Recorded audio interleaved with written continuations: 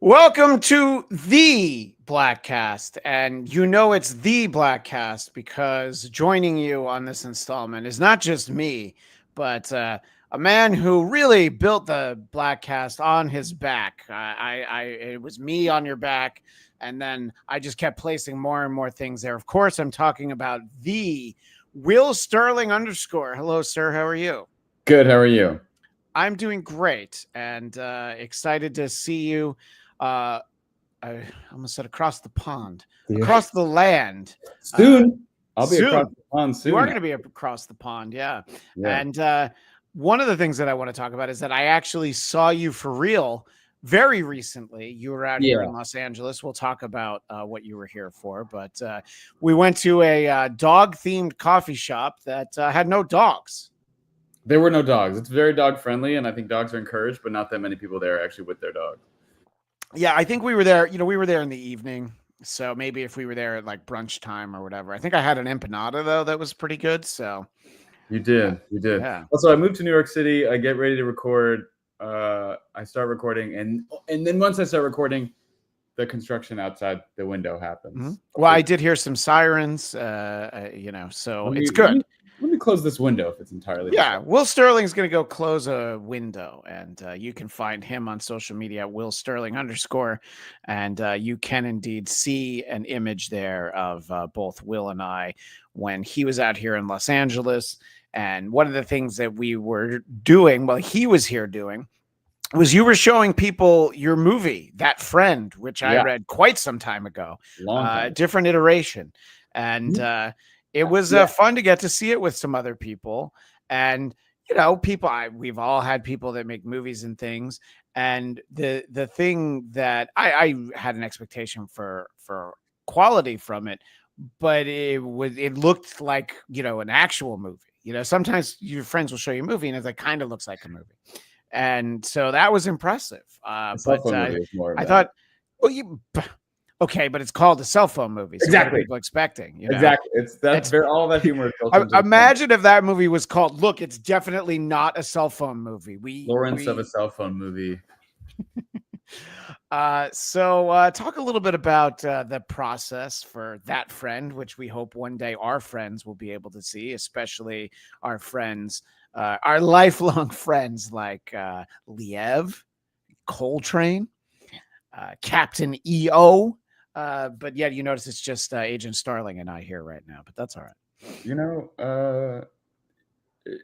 It takes a certain kind of character to follow through and keep dedication to a podcast like this that's been running for so long, and there's only so many people willing to do it. 12 and a half years, and you're the only one I think that I just guilt into doing it. I'm just like, oh, come on. But if you're not on, Dominicus Saxon's gonna miss you. It's also an excuse to catch up with you on a show. Like I know at this point most listeners are like, this is just par for the course. But like we use this podcast as an excuse to have a call, basically. Otherwise, we would just be doing this over the phone. Yeah, and I did just see you in person at you did the dog restaurant. I still have loaded up, by the way, a picture from many years ago. I know that this was 10 years ago, but wow. there you are rocking the 8th Doctor shirt. That's right. And that was one of those Doctor Who happy hours, which I have not kept up on that show, by the way. The current Doctor, I've seen a few episodes with him. I liked him, and then I know the crazy ending of his second season, and I'm like, oh boy, I don't know. Am I in for the long haul? I don't even know. You actually had a better review. I'd only seen like 2 or 3 episodes, and you were like, "There's some good ones," and I was like, "Okay, I'll get around to it," and I just have not. Yeah. There's a wild regeneration at the end of his second season. So he's done. That was a surprise. I heard those rumblings, but look, he did double Eccleston. He did 2 seasons as opposed to Eccleston who only did the 1. It's getting. I know you asked me to talk about the movie, and now we will talk about that. It's my fault because I wanted to, before I moved screens, I wanted to share this again. It is important. I feel like that show, we need to rest the game a little bit. It's almost getting like regenerating and kicking people off and around is like more of the bit now than it being a fun show. And I'm like, maybe we do. It's now been running for another 20 new years, so maybe we press pause a little bit and come back to it when there's somebody with something new to say, like Russell T Davies in the beginning, those first several years. I don't know, it just started to feel a little would like people don't care.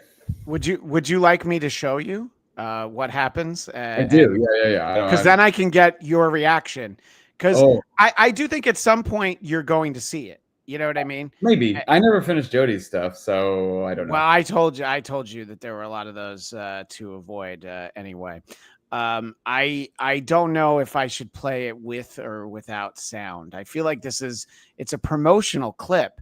So I feel like I should be able to play it with the sound, David Tennant comes back again, and I'm gonna be like, you gotta knock this shit off. But. Well, it's not that, but you're not entirely wrong to be skeptical and to think like, what exactly are they trying to do?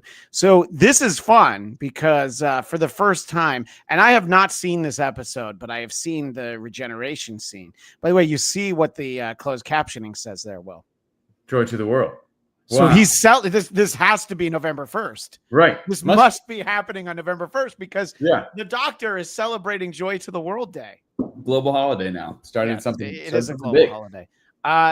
There's worse things than having the video for this struck by the BBC. So I'm going to play this last bit with sound so that I can get your reaction as we watch it. All right. So this is, the doctor usually gets to have a nice performance because the actor portraying the doctor knows that they're about to regenerate. Right. Okay. He's looking out there. And that is exactly the word. This has been an absolute joy. To the world.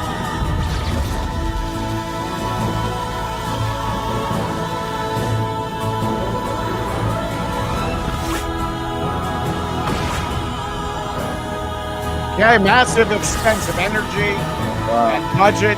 This is that Disney Plus budget. Yeah. All right. Moment of truth, Doctor.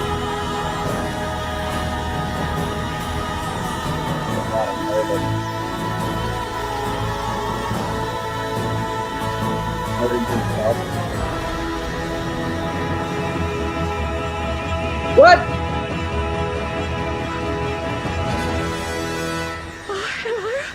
Get out of here.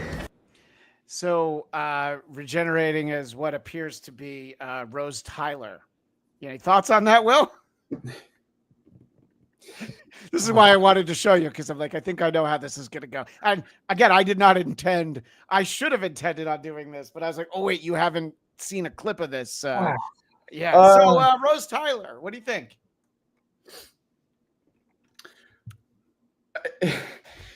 It feels like J.J. Abrams is like retconning the Star Wars stuff and is like, actually, Rey is Palpatine's granddaughter, and Palpatine is somehow he's still alive. Well, and Rey was adopted by Rose Tyler, so right. It's all Disney, remember? Rose Tyler was raised by her uncle Ben. Until after, unfortunately, a criminal broke in and shot him. So it all comes together under the Disney umbrella. Will, I never, me. I like as time has gone on, I don't like to rain on anyone's parade necessarily, but it does feel like a ratings motivated regeneration. Do you feel like you don't want to rain on this parade, but maybe you won't attend the parade? Maybe you're not going to go stand out in the heat and let everybody march by at this parade. Yeah, especially because love her. Great. It's just getting off. That's just off the rails. What do we? People were already like losing their minds over a bunch of different things. People are welcome to do whatever they want, but it feels like we're doing. Like this is Doctor Who fan fiction, kind of, yeah, and not the real show.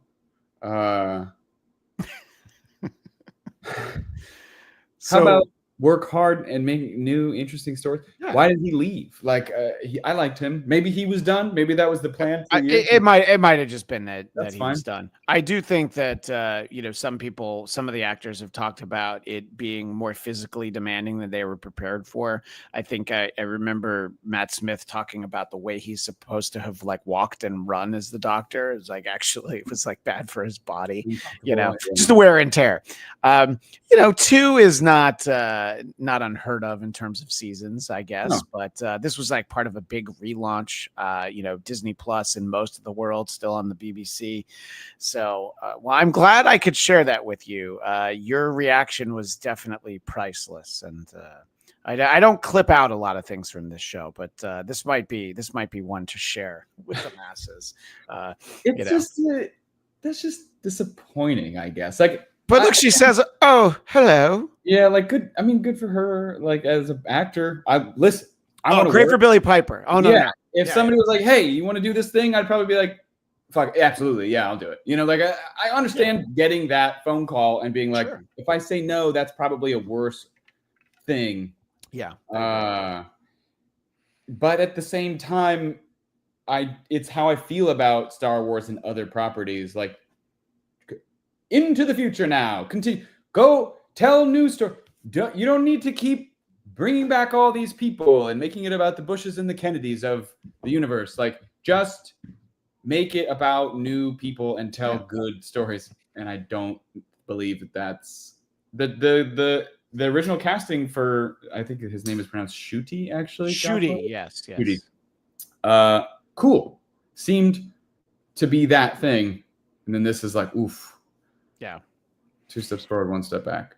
It does give that feeling. I think having the David Tennant specials as a stunt was like, okay, that's cool. And then they came up with I sort of get that. This is like, and by the way, this could be a stunt where she's going to help whoever the real Doctor is, kind of the way that David Tennant did. I don't think this is that though. Of all the faces to bring back, when we all know there is one Doctor who deserves a proper television run. He is technically, because the audio dramas were made canon, the longest running Doctor ever, featured in the most amount of Doctor Who stories. He's long overdue for his television, at least 1 season long story. That is Paul McGann. Absolutely. Yes, as seen on Will's shirt in 2015. Honestly, you want to talk about ratings boost. People would be like, wow, that's weird. That's bonkers. Let's do that. Let's do that. Yeah, exactly. Yeah. Yeah. Paul McGann's best friend, Idris Elba from Luther, because they were friends on that show, even though they shouldn't have been. So, let's if you want to talk about fan fiction, we can put it together, and that will be Paul McGann and Idris Elba. Yeah. That's sort of it's like, kind of like co-doctors, they came up with this bi-regeneration thing that when they introduced Shuti. Which I thought was kind of lame, but a little bit. Yeah, a little bit. But what's not lame is your movie, That Friend. And, I did like 12 minutes ago. I asked. We digress. Yes, but we had to kind of digress because we needed Billie Piper to say, "Oh, hello." Oh boy. Anyway, I'll never get over it.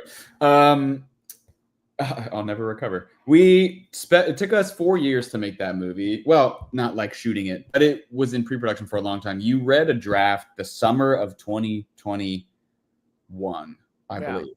A very different draft from what I saw a couple weeks ago. Third act, very different.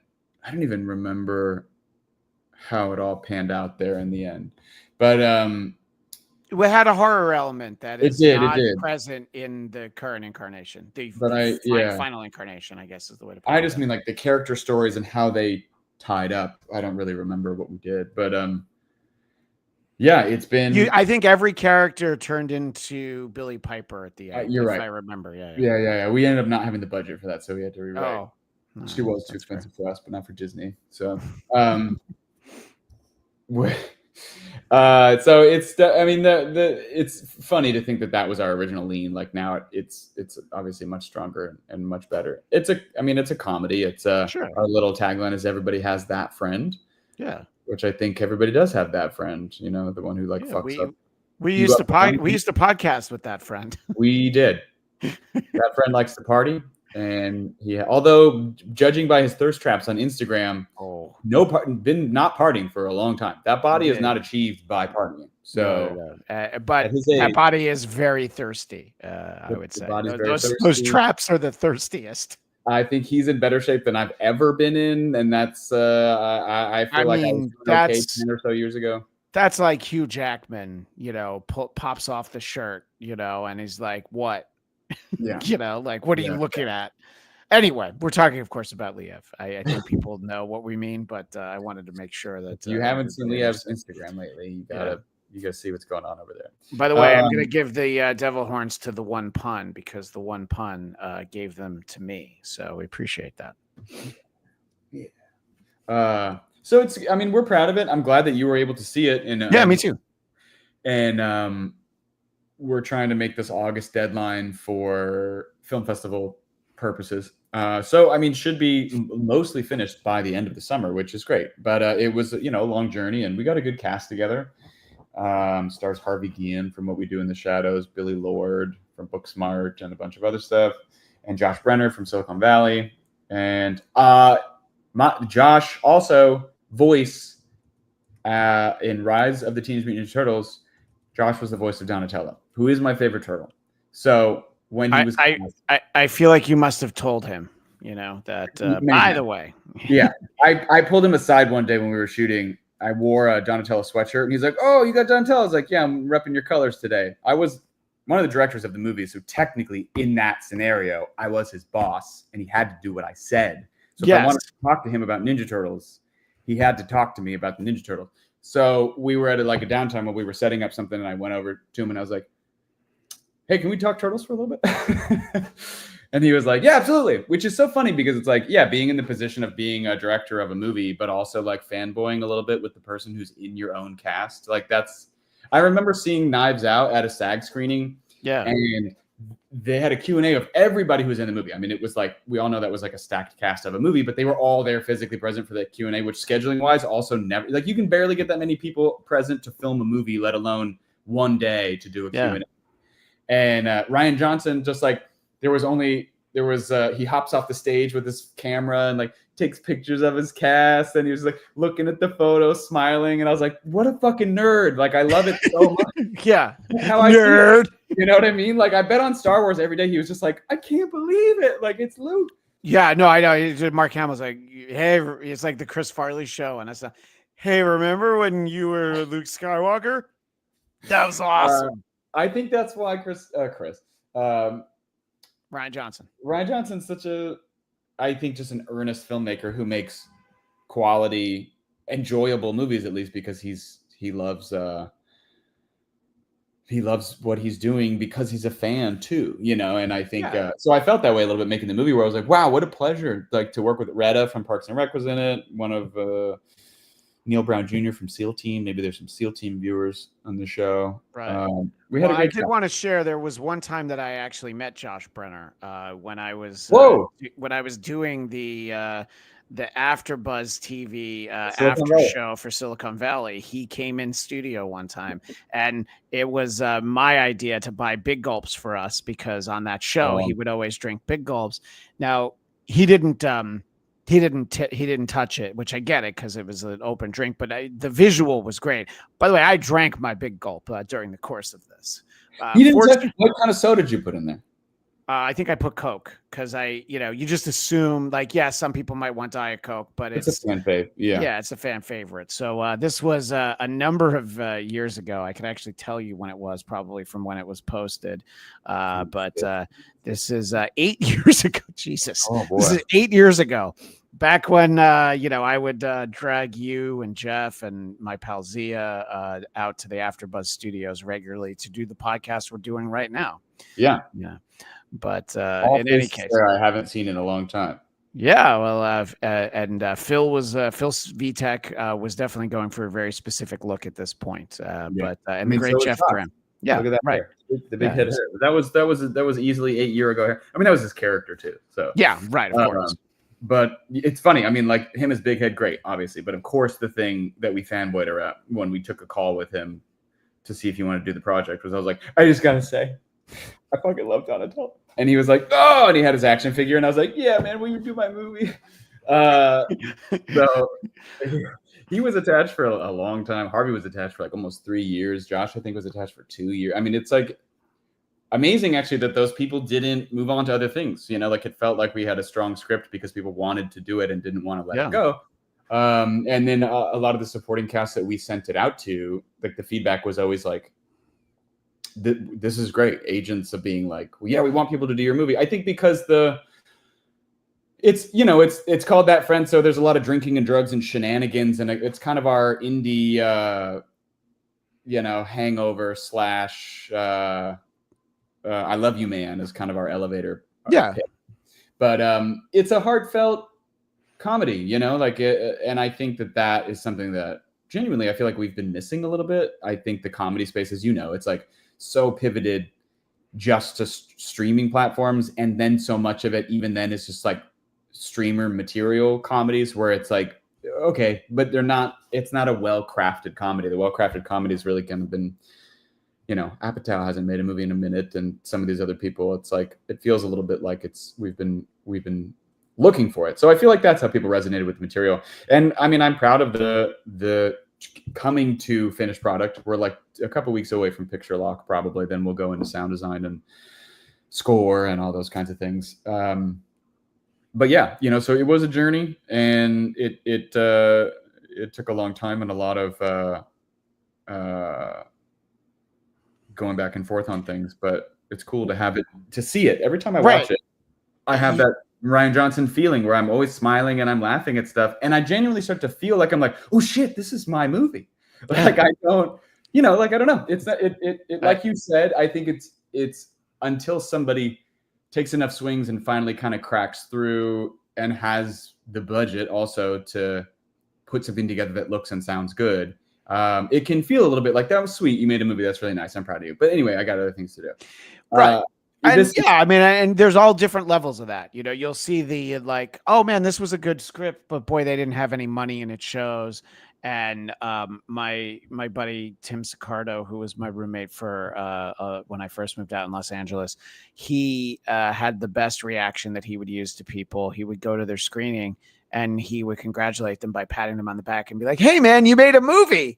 And he'd shake their hand, and then he wouldn't. So that was his way out of saying, boy, this wasn't very good. You notice I didn't shake your hand and say, hey man, you made a movie, and then leave. You didn't. You had good feedback. You gave us good feedback. Everybody there, it felt like it was a productive. Yeah. And I think I was the first one who I was like, all right, well, I am going to say something a little negative. And it wasn't really, it was like, hey, I think that, I want to help it. And I was like, this is my one thought. I thought it was great. And I think it's fun if what I saw is something people are able to ideally go to a cinema and see, if they're able to order it and watch it, and it's exactly what I saw. I would tell people, I would recommend it the way it was, as is. Sure. Unless you wanted to add a pricey regeneration scene like we talked about, then I would be like, hold off. You're gonna need to hold off for the extended cut. But no, I was very, very happy for everybody involved, and I mean, it was fun. It was a very relatable story, for the most part, So I was glad that I got to see it. I was glad you were out here because I hadn't seen you in about a year. You'd been out here a few times, and finally, it was not one of those missed connections that you can read about online. It's like I saw you, Paul McGann shirt and glasses. Did you see me, Fez, and World's Greatest Tribute Band I shirt? love that World's Greatest Tribute Band shirt. It was so comfortable. I have 4 of them. You still? Yeah. I don't think I'm the same size as you because you're, swole. But I'd give you one if it would fit. But you'd have to promise to not cut the sleeves off. No, I won't cut the sleeves. Okay. Yeah, but it was just so comfortable. Whatever material that was, I was like, "What? How did they make I this know. shirt? No other shirt is like this." And it Mhm. was just a freebie from an Access TV weird television show. Yeah. But to kind of follow up on what you said a little bit, I don't feel that you gave negative feedback. No. Yeah, You I was trying. constructive. Thank you. Thank you for correcting me. Yeah. Yeah. Well, because I feel like I think you also kind of phrased it that way that night because you weren't sure. Like, I don't want to shit on anyone's parade because I like this movie, but here's some things I think could be improved. And that's what you were there for. That's why we had people come to see it, because you were part of our industry friends screening evening. Yeah. People who are in the biz. Well, I used to be in the industry. Is the way I always have to make. What do you think we're doing right now? Well, I don't know what industry this is. This is, by the way, the one pun is able to say, "Congrats, you made something." Yes, that is sort of one of those. Sam Bibley points out that I have 666 subscriptions right now. Don't get any more. No, Sam, that's not the message. We want lots more. How about we get 6,666? All right, let's get another 6,000, and then we could stop. Yeah, we can stop at that point. But I appreciate that. So, and I know you had some other meetings for things. Now, I know you're going to London. That's nothing to do with this film, though. This is for a cell phone movie. Yeah. So this will be its European/UK premiere at Raindance, which is a cool festival. That's like people who are like, what does that mean? I'm like, oh, it's Sundance here. They're being cheeky. It's Raindance there, and everyone's like, ha, that's funny. The Brits are pretty cheeky. Yeah, they are cheeky. As we know, bringing back Billy Piper as the Doctor, cheekiest thing you could ever do. Very cheeky. Hello. She should have been like, cheeky girl. We'll screen that, do a Q&A. I'll see some other movies. It's fun because I don't know if this will ever happen again just by circumstance, but I have 2 projects that I'm repping there, basically. I have a screenplay that I submitted to their screenwriting competition, and it's a finalist. So I have a finished film that people can screen, and then I have a written, yet to be produced film that's in competition. Excellent. And maybe that, I don't know, maybe somebody want to make that movie then after the fact. We'll see. Well, they have to want to make that movie and have the money, because I'm like, sure, I'll make your movie. Well, how much money do you have? And I will say none. And they'll be like, okay, that's not helpful. I appreciate the enthusiasm, but in no way does that. Give Felix the phone. He can be the cameraman. Lucy, she's short, but the boom can stretch up to tall. He can hold it. Well, I mean, we'll put the family to work. We can make a movie. It's possible. I think so. Yeah, we should definitely put the whole family to work there. In terms of finished films, there is one that I want to talk to you about, because the early days of the Bladtcast did focus on the Man of Steel film, and we have talked a lot about Superman and his big screen incarnations. Interestingly, in the whole run of the Bladtcast, there have been 3 films, starring Superman, which is, of course, Man of Steel, Batman vs Superman, Justice League. We can skip the Whedon cut and go right to the Snyder cut. And I think that I was saying somewhat recently that for my money, there hasn't been a great Superman movie since Superman 2. I think there were a lot of things that were very good about Man of Steel. But I'm excited for this. I'm cautiously optimistic, as they say. I like the passion James Gunn seems to have, and the fact that Crypto has his own poster is encouraging to me. Obviously there were several posters I could have chosen, Will, but the fact that there's a poster of Crypto, I'm like, well, that's going on the show. Also interesting choice. I mean, I know James Gunn's personal dog inspired the casting of this dog, which it could entirely be CGI. I actually don't know. In the trailers, it looks kind of CGI. It does in the trailers, yeah. I'm sure they used a real dog. I don't know. But it's based off James Gunn's dog. So it's like, that's sweet. But I've never pictured Crypto looking like this dog. I think it's cute. And I appreciate in the extended look that he jumps all over him and continues to hurt him more than he's already hurt, which I think is accurate for dog behavior. Right. Dog means well, but there's a little bit of Lenny and Mice and Men in there, But listen, I'm on board for any kind of big swing. So I'm optimistic. It comes at a time that I just feel that we're very oversaturated with superhero content. That being said, if somebody called me and said like, "Hey, we saw that friend. Do you want to make Spider-Man?" I'd be like, "I'm in." Yeah. No, yes. You want to make Superman 2? Which they'd never asked me to do that. But but I know what you're saying. Yeah. Adjust myself. It'd be very controversial. They'd be like, and I think hires a lead actor to hire himself in a Superman movie. I'd be like, listen, you only get one shot, okay? One chance, one opportunity. Yeah, you're basically the player coach, and Eminem said you only get one shot. So this is your opportunity, once in a lifetime. Will Sterling is Superman in Will Sterling as Superman. That's actually what the full title of it would be. It would not be any more silly looking than Guy Gardner in this movie. So, I'll share. There is a Guy Gardner poster. There is a shot of him. To James Gunn's credit, I feel like every DC thing he's ever made thus far is like the biggest fucking flex about how much he actually knows about obscure DC mythology, which is cool, but also like, okay, the Suicide Squad, featured some very off the wall fun characters. Cool to see him that way. Guy Gardner, actually tremendously interesting, funny character. Excited to see him in a movie.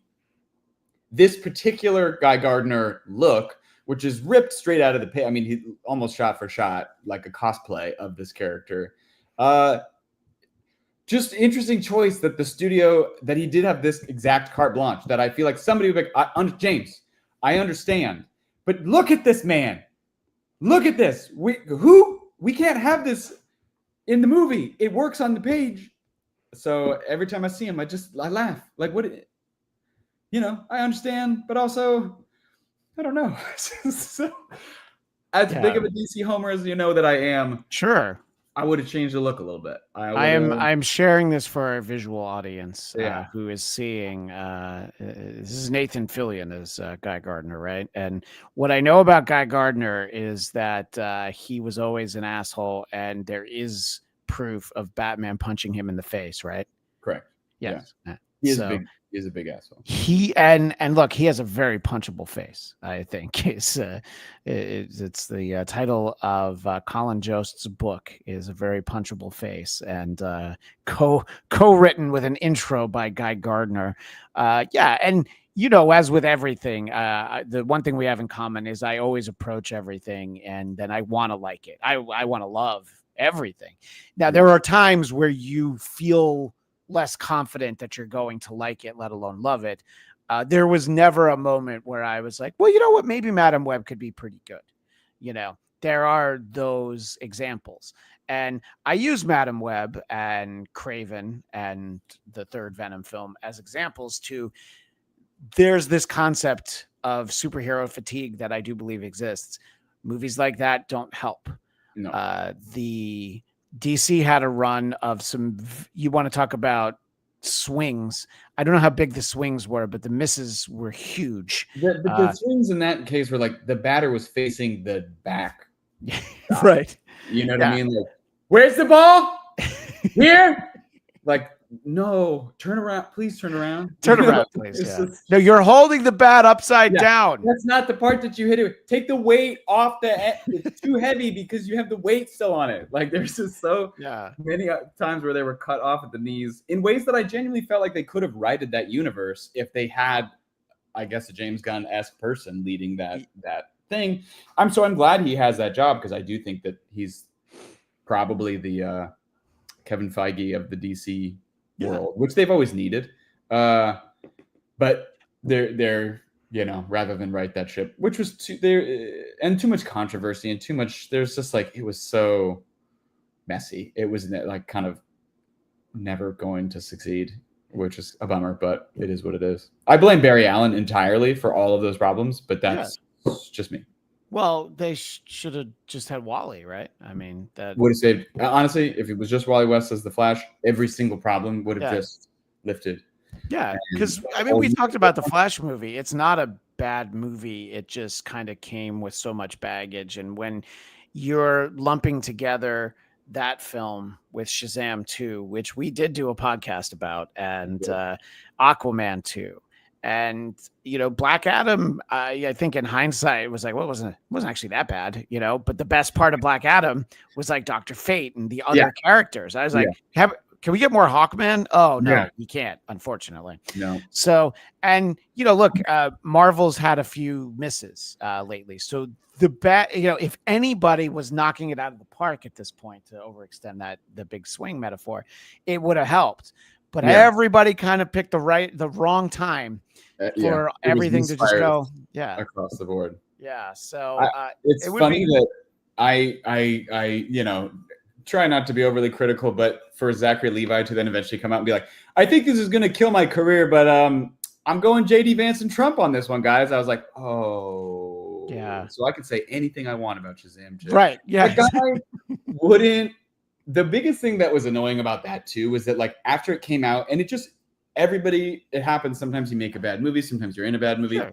Not everybody's perfect.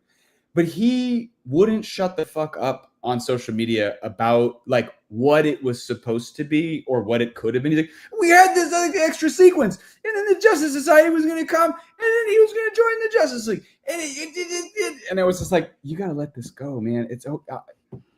Not everyone's going to be a winner. It's okay. It's okay. You got to do this twice. Let it go. But he just kept complaining about people not understanding their movie, even though it was like, I think you don't understand that it's just no, I understood that movie completely, and I believe you did too, Will. I think we both understood that movie, and we just understood that we didn't particularly care for it. You can't do that taste the rainbow bitch twice. You get one, and they went twice on it. Oh boy, I forgot about that. Yeah, that was a big LOL moment, and then they did it a second time, and I was like, no, that's not how. No. Also, I've never seen a movie work so hard to force a song into the movie. They're like, I need a hero in this movie. Oh, so here's what happens is when he goes down, a lady's listening to it in her car, and he says to her, there's no way you're listening to this song right now. Isn't that crazy? And then there's the whole montage. Like, you don't have to motivate the source music. Just play that song in the movie. That's okay. By the way, Rachel Ziegler was in that movie, the live action Snow White. She was the young. She was like one of those female gods, but she was the yeah. young one who like pretended to be in high school, but she's thousands of years old. So right. sounds like grooming to me. But we move on. The One Punch says the Sonyverse was bad. It wasn't great. The extended universe, I was able to kind of soak in the first Venom because I think Tom Hardy's a great actor and he was clearly having fun with it. It was hugely diminishing returns after that, though. So, The third one, actually, I saw the trailer and I was like, that surprisingly looks entertaining. I think because Tom Hardy so clearly just likes playing that character and going hard. But also, we talk about swing for the fences. That's the theme of this episode. Sometimes, even if it's not comic book oriented, even if it's just some executive, every once in a while there's a random idea that I'm like, that's fucking hilarious. And it was a horse possessed by the symbiote, so there was like horse venom. And in the trailer I was like, this is insane, and I don't know whose idea this was, but for whatever reason I'm fucking in on the horse venom. Dog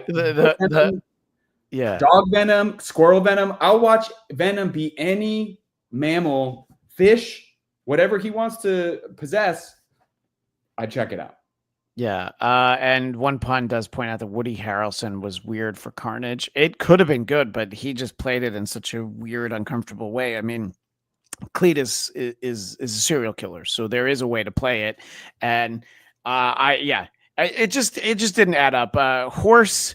Yeah, you should just probably watch this scene with horse venom. I'm sure you could find that pretty easily. You might need to be more specific. Just the words horse venom might just be a rattlesnake biting a horse, and nobody wants to see that. At least I don't. Different kind of venom. Yeah, different kind. Look at that. Yeah. Almost 40 minutes in, and I hadn't rung the bell even once. Yeah. I know you're like, oh, I missed that old Bladtcast 100 bell. Yeah, because this is 6:45. You'd think somebody could take a hint and just give it up, but no, not yet. Maybe one day, but you got to at least get to 1,000. Yeah, I think that's definitely a goal. But if I was going to end at 1,000, then I would have to really start kind of slowing it down. I'd be like, maybe like once a month or something. Then you'd run the risk of not getting to 1,000 because you let off the gas a little bit. That's true. Oh, could you imagine if it ended at 9.99? Yeah, but then you have to do the legacy, or not legacy. Like you're in your legacy numbering. You should throw people a curveball, and so the next one, 646. Actually, just make that Bladtcast 1 to sell more issues. Oh, so Bladtcast. Well, some podcasts do seasons. I don't know if you've worked on any that do seasons, and they do like this is number 1 of season 2, and usually it's because somebody wants to take a few months off, and it's not like, oh, it's just the summer. They're just like, all right, I'm going to take a break, and then we'll be back next season. Right. I've never done seasons with podcasts. It's not. No, you're an OG. You just go all the way through. And as somebody who, of course, grew up collecting comic books, I love the idea that it's number 645. That somebody could have downloaded. I think David Hines might be the one who I believe has downloaded all of them. He has all the dirt on everybody who's ever said anything wholly or mildly inappropriate over the past 12 years. So, oh yeah, no, he absolutely knows. Yeah, right, exactly. So yeah, look, that is exciting. The idea, and I look forward to talking to you about Superman. And what I hope that conversation is, you're like, I loved it, no notes. And then I say, I loved it, no notes. All right, what else should we talk about then? We'll talk about something else because we'll have no notes. We'll probably spend a lot of time talking about crypto, if I had to guess. Sure. But I don't mean the currency. I mean the dog. I mean, there's a lot going on in that movie to the point where I don't know who, which is great. We're on our toes a little bit, but like Lex Luthor, assuming primary antagonist. There could be a Brainiac situation out there. Because we see some robots. Definitely could get Brainiac in. There's also a dinosaur, dragon, which could be an opening sequence thing, and we're just getting snippets of, and like that's over after. How sometimes it's like, what the fuck is that? And it's like, oh, it's not part of the central story. And then there's all these supporting characters, including Metamorpho, who's a very cool character, but again, I'm just super curious to see how all these things come together. Like, if they asked me to write a Superman movie, I wouldn't immediately be like, I got to get Guy Gardner in the Superman movie. You know what I mean? Like, so I'm just fascinated by how his brain, but I think he's been DC world building for such a long time. No, if they let you make a Superman movie, it would be like, hey, Superman's in it, but it's mostly a Wally West story. yeah. Superman's definitely in it. Barely in the Superman movie. Well, hey, it's a building up to the big race. He loses that, but we got to motivate Wally to get to the race. We do all like the big race from Facebook. Ed Bernal, are we still in Golden Age? Bladtcast feels like I think this might be Silver Age. I think this is Silver Age. Golden Age is you telling your story about working with Tommy Wiseau. Yeah, and he kept calling you, oh hey pro, and Bujenski getting kicked off the Groove Cruise and having to be rescued out of Mexico by the Canadian CIA. Two stories that I did combine into one episode. I don't do a lot of like greatest hits repackaging. In fact, I think that's the only time I ever did it. I was like, these both need to live in the same, I was going to say same hour, but I think that one's probably an hour and a half. It's like, we have to do like a greatest stories ever told. Yeah. I don't know. What do you think, Will? I know that it has definitely evolved over time. I think that's fair to say, but are we still in the Golden Age? Is this the Silver Age or Bronze? I feel like this is the Bronze. Yeah, I think that's fair. Because the Golden Age was like, even though it was, well, I guess it was about 3 years if we started in 2 years, 2.5 years. When we were in the radio, when we were doing Dennis's show, there was just like, we were all there in person and could do it at the studio and stuff. And then when Dennis's show ended and we had to go to like the Random Valley Studios or whatever it was, we were all still together, but we also sort of introduced Jeff, which was kind of like Barry Allen kickstarted the Silver Age, right? The new, cool, more exciting Flash rather than Jay Garrick. And of course, Jeff, much more cool and exciting than Liev. So I feel like as we shifted out of Dennis's studio into the Valley studio, that's kind of our silver age. Then, as the years have gone on, we've sort of had different careers. We've gone not our separate ways. We're all still friends, but life happens. And then the Bladtcast has sort of become you as its primary course, as the Superman of the Justice League. It's got my name. It's got your name over there. And then you populate it with the people that you would like to talk to, which is like now you're Brave and the Bold, right? You're just teaming up with all these other people. Marvel Team Up or Marvel 2-in-1, Brave and the Bold. Yeah, These are all great team up books. Yes. Yeah. So we're heading towards, what do they call it now? Modern era? Current? I don't know. Is it bronze still? Is this the bronze era? I'm not really sure. I think bronze is over. Oh yeah, no, you might actually be right. Right, bronze is like 80s into the early 2000s, maybe. Yeah, I can't say that I know. Yeah, there were some weird transitional points because when the radio show ended and we didn't have that studio anymore, we would use Jeff's studio sometimes, and then we did one from your house when you lived at Park La Brea, and there's a lawnmower running the whole time. That episode's called The Lawnmower Man. So there's a lot of stuff out there, and then the AfterBuzz was sort of like the gift because it wasn't quite set up where we could do the show with video very easily. We would do it more for special event episodes. And the pandemic is when it really turned into I want to keep tabs and keep in touch with you guys because we're definitely not going to see each other anytime soon. Yeah. And that was really the advent of video, and that was, I think that it was a fun, sort of unexpected consequence there that the show developed in that way. But I'm glad we're still able to talk. And we're still able to get together in real life. But, if it doesn't happen on the internet, does it actually happen? I don't know. Yeah. Well, this is also like, this is the Spider-Man and His Amazing Friends era, because you're Spider-Man in this scenario. I'd kind of have to be. Yeah. Yeah. It'd be weird if you were just one of the Amazing Friends, but you were always. If I was Firestar. I mean, you'd definitely be Bobby Drake. You'd be Iceman. That's cool. I remember I had VHS tapes of some episodes of that show, and I was like, where can I find more of this? And this was before DVDs, but it didn't exist. No. Now it's probably on Disney Plus or something for free. But, yes. Yeah. I showed my daughter the first episode, and Dr. Doom was at it, and she got really upset. She didn't like him. She's like, I don't like that guy. So we didn't watch more of them, but they have I've talked about it many times on the show. They have like a preschool Spidey show called Spidey with a Y and His Amazing Friends. Right. And that's got Ghost Spider and Miles Morales. They're all friends. They're the Amazing Friends. So, yeah. That's all the friends you need. Spider friends. Yeah. They'll be there for you when the rain starts to fall. My nieces are 8 and 4. So they're also in that. Although the 8-year-old, I've gotten very invested into Ninja Turtles, which I'm very proud of. I've never done anything that significant in my whole life. And the fact that she still kind of likes them, because, as you've experienced, kids are into something for 30 seconds, and then they're like, I don't really like it anymore. And you're like, oh, okay, cool. We just spent all this money on this stuff, and like, amazing. Yep, we'll just throw it out, I guess. Cool.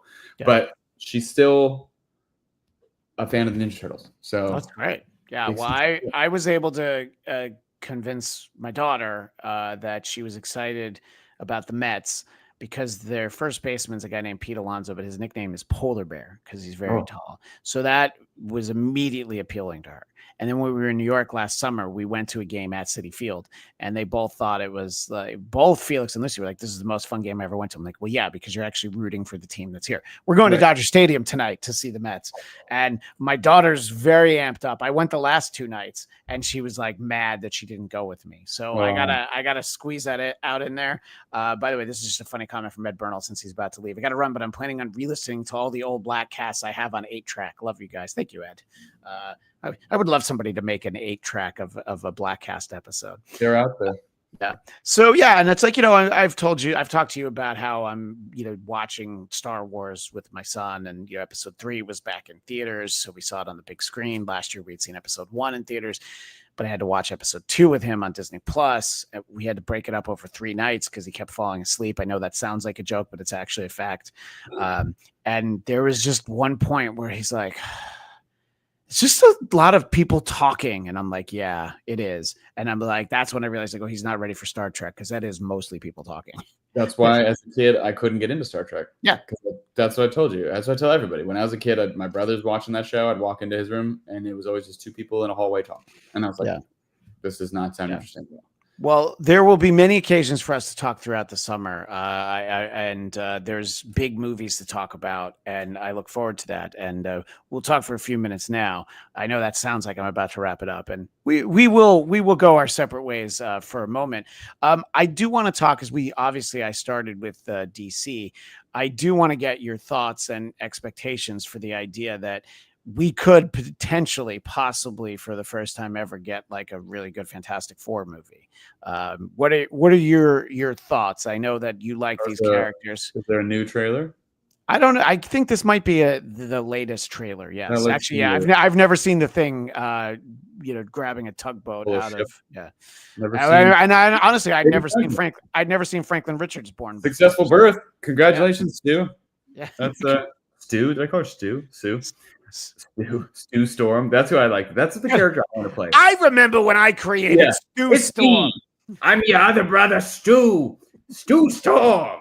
I remember when I saw the Hulk climbing on the wall, and I thought, this trailer actually was released like 5 hours ago today. I just thought it was what I didn't even realize. Yeah, we're seeing a lot of stuff we haven't seen before. Yep. Spoilers, God. Christian. Well, we're breaking it for everybody. Look at this. Right. We got the Doctor Who regeneration. We've got the latest Fantastic Four trailer. Make sure you like and subscribe to the Bladtcast. Get up to 668, and you'll keep tabs on everything. I'm excited. Again, it comes on the heels of being like, there's just a lot of superhero stuff. So like, I hope it's good. I really appreciate that they're leaning into this like 60s aesthetic. That it's like a period piece kind of, and then I'm assuming it's going to fold into another world somehow. Yeah. I heard that was the end credits. At Thunderbolts, I didn't stay through the credits because they're too long, and I Googled what it was. I was like, okay, I got it. Yeah. I mean, your Thunderbolts has been out for a month now. So, and we did our Bladtcast mega episode, where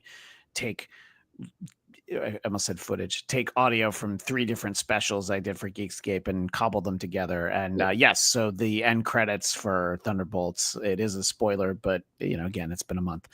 You do see the ship with the 4 logo on it. So yes, that should bring them into the modern times. But yeah, we're always cautious on these things. We want it to be good, but we don't know for sure if it will be. I crave though like more intimate stories. I think because everything's been so intergalactic and like big and crazy, that when the Silver Surfer, I was watching the first trailer, and Casey heard me in the other room. She laughed. I just, without thinking, Silver Surfer shows up and she goes, "This planet has been marked for death." And out loud, I just went, "What else is new?" You know what I mean? Like, yeah. Wow. Another one. They're here to destroy the Earth. And the only thing missing from that trailer, because there were a number of trailers a few years ago, was if the Silver Surfer had said, "Shall we begin?" Or like, yes, you already started. As soon as you showed up, we began. So you're not asking our permission. You're going to eat our planet. Not you, but your boss. Yeah. So I don't know. I am anticipating at least having fun. And what did you think of Thunderbolts in general? To me, it was a fun movie. I think David Harbour, Florence Pugh, the dynamic makes it more fun than maybe it could have been. It didn't take itself super seriously. Captain America Brave New World took itself pretty seriously at times. But I don't know. I had fun with it. And that is all I look for from these things. If I get more than just some fun, that's fine. But what did you think? It was fine. I think that now if something's fine, that means like I didn't regret seeing it, because they're all kind of the same movie, right? So it's like we're just talking about if we liked variables more than other variables. And I like that cast. All those actors I think were good for I didn't because maybe I missed a movie with the British ghost, the lady who she went invisible or something. Ant-Man and the Wasp.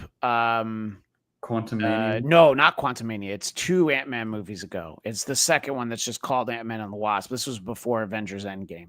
That's how long ago we saw that character. And she hasn't been in another things until this movie? Until this movie, yes. Wow, I saw Ant-Man and the Wasp, but that was obviously such a long time ago that I forgot. It was pre-Endgame, so yes. Anyway, fine. You know, like I like everybody who played their parts, and Florence Pugh I could watch like read the phone book. So Bucky gets a big fan reaction. People love Bucky. If you asked me when I was a kid to be like, who are you going to consistently hear some of the biggest cheers for? Is it going to be Bucky or Captain America? I'd be like, who the fuck Bucky? Like, why would anybody give a shit about Bucky? That he has been in as many things as he is in, and people love him. I'm like, that is not because he had that weird outfit. Remember when he would like in the comics, he was like, "It's me, I'm Bucky. I got the blue with the red cuffs." Oh, you know, like little clowny. I like that he sounded like Mickey Mouse, but Mickey Mouse. I mean, he essentially he had like a real like Robin vibe, you know. I mean, right. You know, and I think that I didn't do a great job of finding sort of like a full Bucky, but you see him down there in the bottom of Captain America Comics number 1 from 1939. And, you know, any comic that has Hitler getting punched in the face is, they're on the right side of history, you know? Saluting Bucky. Yeah. But he would not be cool if Ed Brubaker didn't write The Winter Soldier. You know what I mean? Like, that's the thing that makes that character interesting. And so, like, and that's such a recent comic book storyline that character's as good as it is because he's not that Bucky. He's the Winter Soldier. So, like, that's cool. You know, I appreciate that he has become as popular. I like Sebastian Stan. So the cast is good. I appreciated that they went slightly different direction with, like, depression being the villain, actually, in the end. So there was, like, a mental health element. I would have liked a little bit more motivating some of that stuff from a writing standpoint, but it felt a little bit like the movie had its one foot in each camp, which was like, we're trying to check all the boxes that we have to check as a Marvel movie, but also we're trying to do something a little bit more outside the box. So I appreciate them taking the swing rather than it just being them fighting the Sentinel and then that being the action set piece, you know. That it was more of an emotional set piece in the end. I don't know the Sentinel I've heard of, and I remember Sentry. The Sentinels are the big X-Men robots. Yeah, right. I feel like Sentry. An old man now talking about things to his kids or grandkids that he keeps calling, you know, like the Twitter and not knowing. I'm getting to that point now with all this stuff. I'm like, who was the Spider Lady? What year? Oh, right. So when I created Madam Web, she was a teenager. Now look at us. Where's the Wasp? You're telling me she was in the Wasp movie?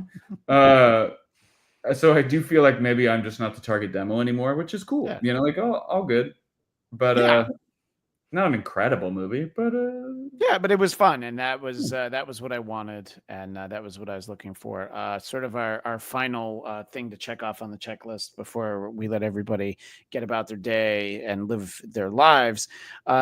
Did finish the season of Daredevil Born Again, correct? I did, yeah. And how did you feel about it on the whole once you got all 9 episodes in?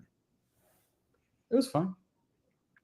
But not fine play. No, not really fine play. Of all the superhero things that I was genuinely excited for, that's been the only one that I felt excitement for in the past. I don't know how many years, because of that. I thought the Netflix show was really good, and it also is the casting that does a lot of it. Like Charlie Cox as Daredevil and Vincent D'Onofrio as Kingpin are just that's like special casting that creates something that if it was anybody else, I can't imagine it working as well. My biggest critique, I mean, I thought it was good. Just my biggest critique was like, he wasn't Daredevil a whole lot. You know, like, I understand he's born again and we got to take some time to being reborn. But then after he's reborn, I would love him to be Daredevil a lot of the time in a show called Daredevil. And I feel like I got like 30 minutes across 9 episodes. Yeah, so there's a lot of him not being Daredevil. It reminds me of the Simpsons episode when Homer goes to see Bachman Turner Overdrive, and they're playing a different song. He's like, play Taking Care of Business. He's like, and they're like, we'll get there. And he's like, play Taking Care of Business. And then they start the beginning. He's like, get to the working overtime part. And then they jump right to the working over. It's like, it's kind of, that's me. I'm not even saying that. I was like, oh man, it would be great if he was Daredevil. I think we'll get to the working overtime part in season 2, which they've announced is going to feature Jessica Jones. I am excited about that. Kristen Ritter as Jessica Jones. You talked about the casting. It's very important to not have recast. The decision to keep Charlie Cox, to keep Vincent D'Onofrio, to keep John Bernthal as the Punisher. I would have liked more of him, but I think he's getting like a standalone movie, not theatrical, but like a Disney Plus movie. I'm like, great. I think that character is better suited to kind of one-off movies than let's hang out with him for 13 weeks.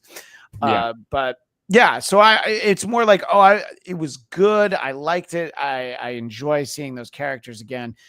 Charlie Cox hated the episode that took place entirely in a bank, and that was my favorite episode.